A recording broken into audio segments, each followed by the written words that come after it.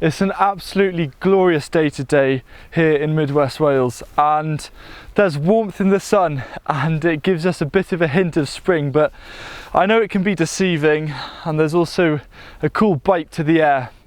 So being patient is very important. Now, with the approaching spring and summer and the rest of the growing season, we also have busy lives.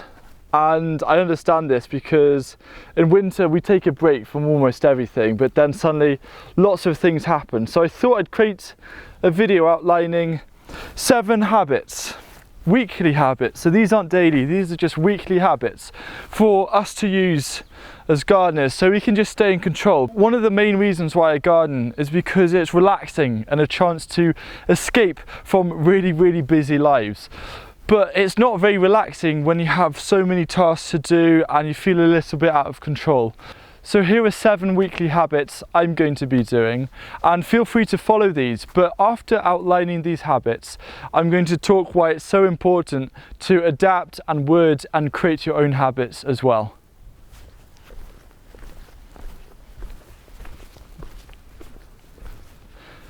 So the first habit is once a week, have a little scout around the garden, and any bits or bobs that are just lying about, try and just pick them up and keep things clean and organised, and try not to drop seed labels. The reason why I think this is such a key habit is because personally I'm quite an unorganised person and a little bit untidy. And then it all catches up with me and I can't find anything that I need. So simply once a week, it'll take 5 minutes at most, go around the garden, collecting bits that aren't meant to be in particular areas, and just give it a nice tidy, because a clean garden and a decluttered garden means a decluttered mind. And it's nice to be in the garden and not have to worry about clutter.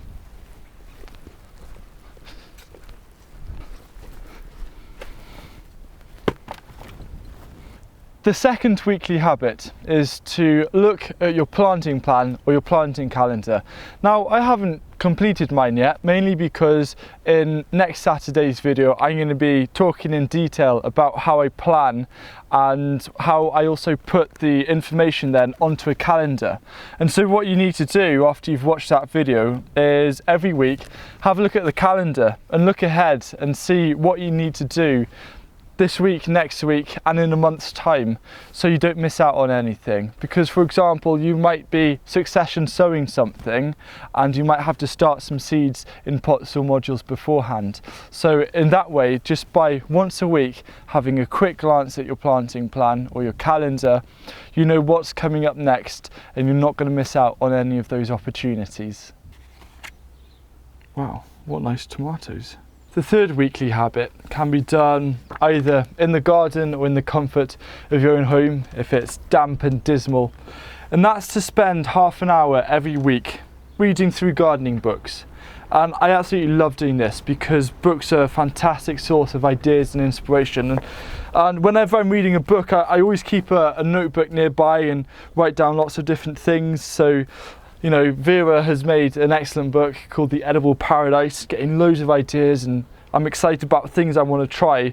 And it also is very inspirational because sometimes things don't quite go right in the garden, and it's nice to get inspired to try out new techniques. And obviously I'm going to take this opportunity to do a little cheeky plug for my new book, Grow Food for Free, which is coming out on the 27th of February and is available for pre-order. So if you're wanting to look at really maximizing how much you can grow and not needing to spend any money or ways of saving money, then get this book. The fourth weekly habit, which can have such a great importance to the garden, is doing a health check of the plants. Very often in a corner of a garden you might plant something and just forget about it, and then you come back a few weeks later and you're like, it's got a disease or pests are around or something. But just once a week have a little look around and look under leaves and things, and these leeks were suffering quite a bit from rust back in August and September, but they've managed to hold on, and they're doing really well and we're getting lots of harvests. So once a week, have a little plant health check. Just maybe as you're tidying up, just have a little look around and make sure everything is looking in check. The fifth weekly habit that I'm going to do is to always celebrate a success.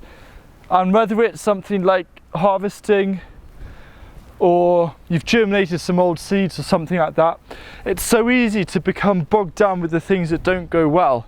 But celebrate the successes and look at the positive things, and remember to do that every single week, and it's going to help you so much. A quick tip on celebrating successes is also celebrating every step in the right direction, no matter how small that step may be. It is so important you feel proud of what you're achieving, and that you can see that regardless of the scale of a particular task or challenge, you're always getting closer and closer to your dream garden vision. The sixth habit is one mainly for those of you who are new to gardening this year. And I can't stress how important it is to create your own compost. And one weekly habit you should have, or even a daily habit, is to make sure that you just add something to the compost bin, because that little and often will just keep it going. And the sooner you can fill a compost bin and section it off like the two in front of me, the sooner you'll have homemade compost ready to use on your garden. And homemade compost is just the most wonderful resource, because without compost, gardening can be a little bit tricky.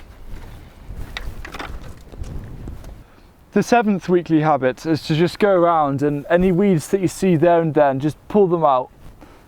Because if you let weeds grow a little bit too much, they become really hard to pull out very quickly. So just once a week, go around the garden, maybe with a hoe, or if it's a smaller garden, just pull out some of the smaller weeds, and it's going to be really easy to stay in control and come up into the garden and not see loads of weeds that have to be dealt with, and that is such a liberating feeling. For me, the whole purpose of these 7 habits is to keep the garden running as smoothly as possible, and to also ensure long-term success and inspiration, such as getting ideas from reading the books half an hour a week, and to also make sure that I'm keeping up with succession sowing, looking at the planting plans. Now, something that I implore you to do is to actually create your own habits. You can use these as a framework, I mean, be my guest. But if you want habits to stick, one of the key things you've got to do is to make them your own. Because firstly, it's much easier to remember things and remember your own ideas than someone else's. But also it means that you can apply it and perhaps structure it in a way which hits closer to home with you, or tailored to things which you might struggle more with. One of the best ways to make new habits stick is to start as small as possible.